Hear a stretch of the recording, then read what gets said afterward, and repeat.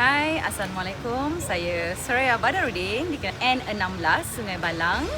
Perasaan dia tu saya rasa berat kerana saya telah pun memikul satu amanah yang besar, yang mana insya-Allah jika diberi mandat, tanggungjawab ini perlu saya pikul, bukan sahaja untuk parti tapi khususnya untuk masyarakat Sungai Balang.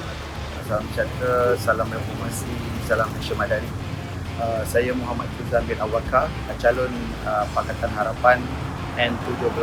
Ini kita akan, apa yang kita akan lakukan ialah memastikan pembangunan infra yang ada di kawasan ini. Selain daripada itu juga, kita akan merancang untuk membina mini kompleks belia ini untuk memastikan bahawa penduduk di sekeliling kawasan, terutama di kawasan Sri Sulong ini akan menikmati kemudahan ini, dan juga untuk menjadi tempat di mana semua anak muda berkumpul menjalankan aktiviti mereka. Semerah ke depan, pundi harapan.